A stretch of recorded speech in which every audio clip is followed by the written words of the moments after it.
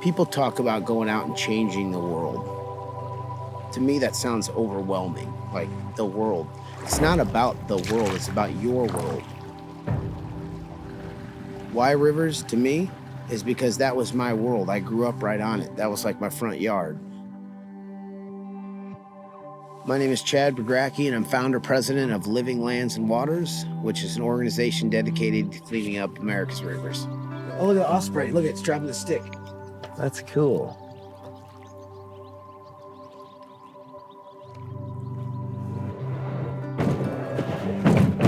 Like taking candy from a baby.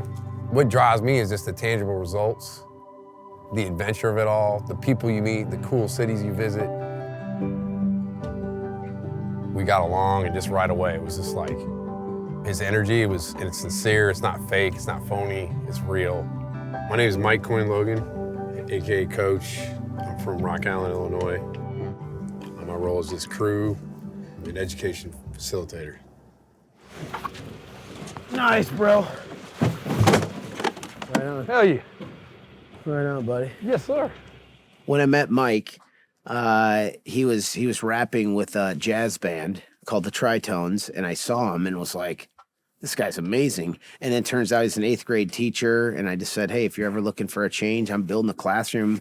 So here we are 16 years later, and he's the man.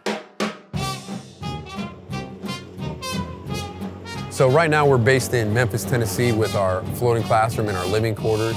We're on our floating home. This barge, AKA teamwork. This is where we live when we're on the river, traveling up and down our river systems. Come on inside, check it out. Here's the galley. This is where a lot of people converge and meet and obviously eat.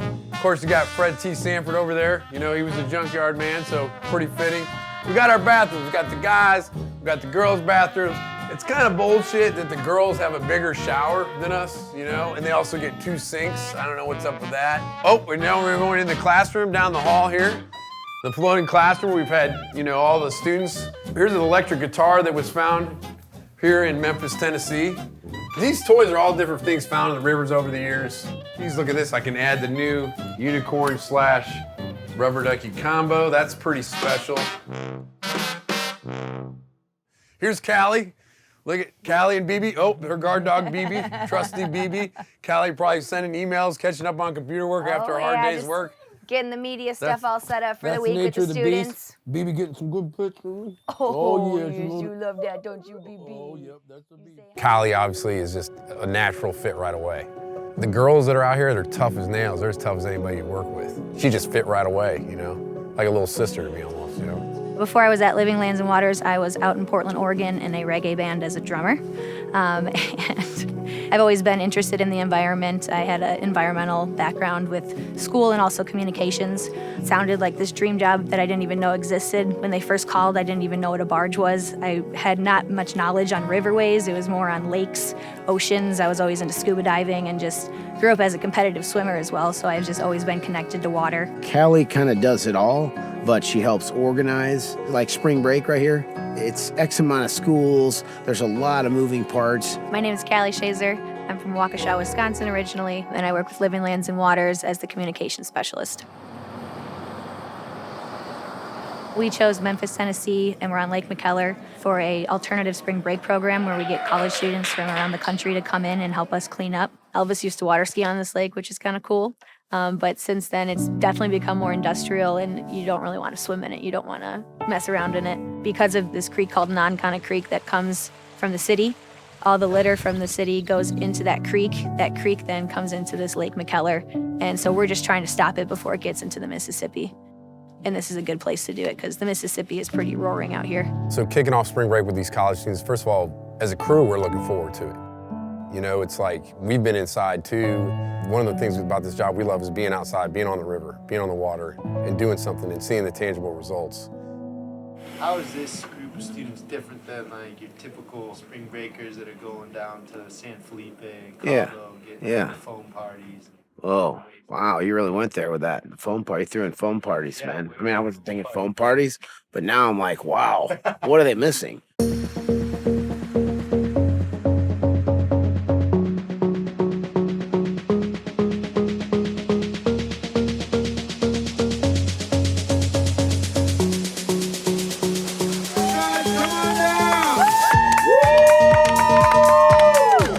How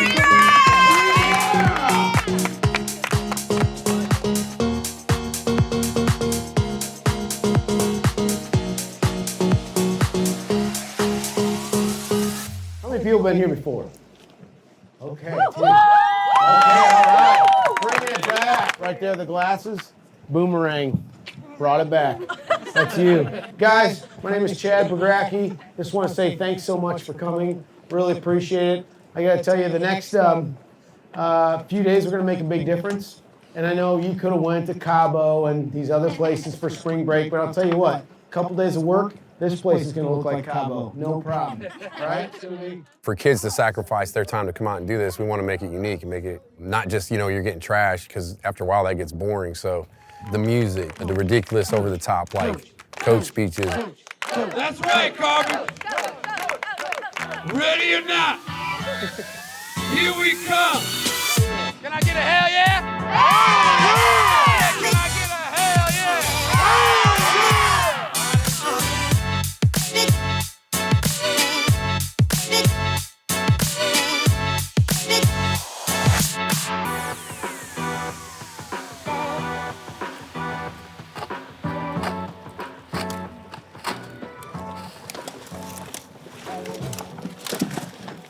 My name is Aminatu Adenichi. I'm from Côte d'Ivoire, Ivory Coast. I define myself as a community person, and I love doing anything that can help the environment and the community. I don't care if it is America or Africa, any other country, as long as it can help, I'm in it. So is Coach your title or your nickname? It's a nickname. It's a lifestyle, mostly. It's a lifestyle. We chose this location for spring break because there's just plenty of work to do. It's a place where you need just the bodies, because it's stuff mostly small, single-use plastics that are flooded up in the nearby shorelines. I mean, I was completely shocked just to see how much trash is actually here, and just hearing the horror stories of what it was before. I couldn't imagine seeing that now. I mean, I can't imagine seeing this now. It just shows how much we really just throw away and just don't seem to care about, but here we are trying to pick it up. This place, when we got here, I think 13 years ago, it was unlike any other place I'd ever been. A close second would probably be DC or New York City in some spots. So the trash was like this deep. Always have this much styrofoam. There's always this much styrofoam, unfortunately, yes. I know what they're thinking. When they show up, they're like, this is overwhelming. But if they could have seen it 13 years ago, it's slow progress and it's positive change. Just trying to keep things light and, keep it going. You don't have to call me sir either. You can just call me Chad. I like that. Is that cool? All right. But hey, you need gloves. I have gloves, but I right. can pick up the smaller pieces of plastic with just my hands. That's what I like about you. Just going for it. But be careful without gloves, all right? Okay. Hey, nice meeting you. Thank you very much for coming. Mm-hmm. Appreciate it. Thank you. We'll just pick this little area up here, and then we'll head out in the boats. Cool? All right, let's do it to it. Yeah. All right, guys, so we're gonna head to the barge. You can see how much trash there is out here. Within first 10, 15, 20 minutes, we got almost an entire boatload full. All right, so here's our barge. This is home barge home. Functionally, this is like a floating recycling center. But when you pile trash up and there's, hundreds of thousands of pounds of trash on here, what it does is it makes a statement about our rivers without having to say a word. When people see this, they're moved because it's their drinking water. I mean, 18 million people get their daily drinking water directly out of the Mississippi River. So all the small towns, bigger cities, it's important. Plus we eat the fish. I mean, it's good to keep it clean. So the barges do a lot. But welcome to the garbage barge. We have our famous baby doll wall here. Some say they're creepy, but we think that they help us and protect us while we're out here on the barge and stay safe.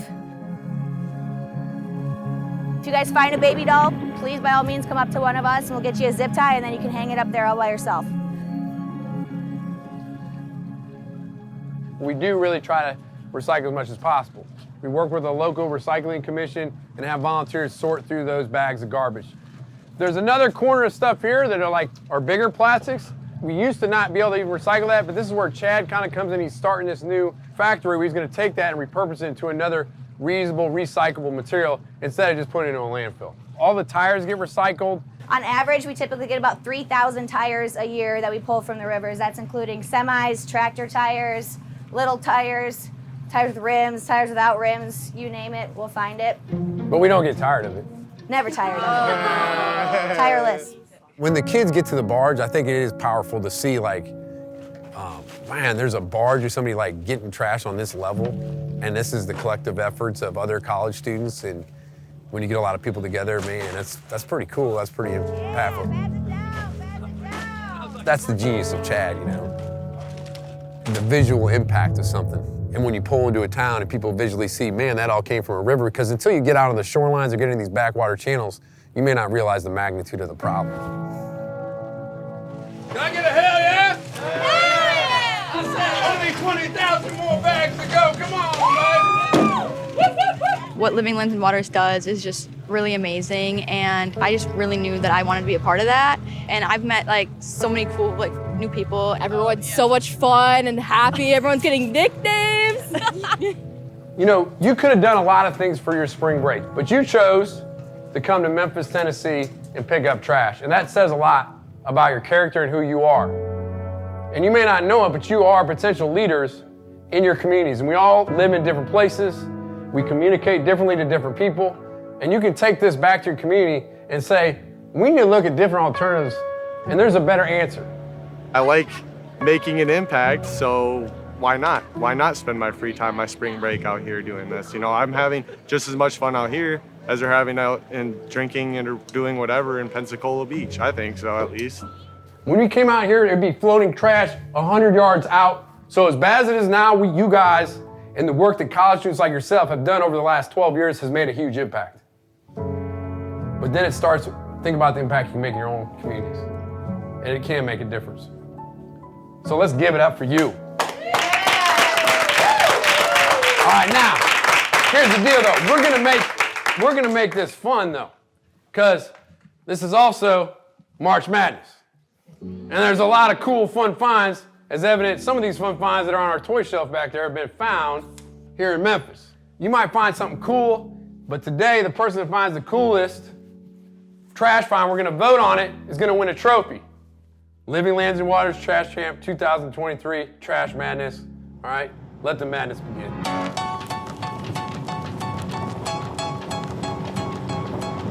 You know, what I hope the kids take away from spring break is just that they have the power to do something. Empower them and be leaders in their communities and go back and be invigorated, be inspired to do stuff in their own communities and make a difference and spread the word. We've had a couple students too that come here and they're like, I'm changing my major and I want to do what this is, and how do I become more involved, and how do I bring this back to my life. And we've had it too where students don't want to leave. They're like, there's still trash to get. How do we get it? And how do we become stewards of this constantly and help people to do this? Plain and simple, like if you see a problem, you can do something about it. And hard work will pay off in the long run.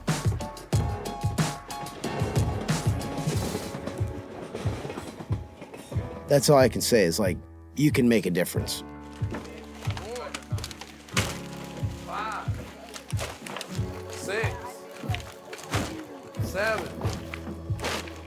The more and more people you can make aware of this problem, engage them, and I don't care what political party you're from, you know what everybody respects is hard work. These students came from all over. None of them knew each other coming in. It takes them a few days to kind of warm up to each other, but by the end of it, they've made new friends for a lifetime. For Living Lands and Waters Trash Champ for Trash Madness in 2023 in Memphis, Tennessee on McKellar Lake, we have the Gucci Bag! Really, I think that all humans should have a passion towards bettering the world. We're here for a reason. We're here because we care. If we can't make an immediate change in people's minds, we can show them what we've seen today, and it's planting the seeds really that matters. Day one done. Day one done, yeah. If nothing else I said isn't conveyed, like this is what I'd really like to say. It's like, I'm just somebody of average intelligence. You know, if I see a problem, know that, you know, what I figured out is you can do something about it. If everybody had a cause, the world would just be a lot better place. You can really make a big difference, and hard work will pay off in the long run.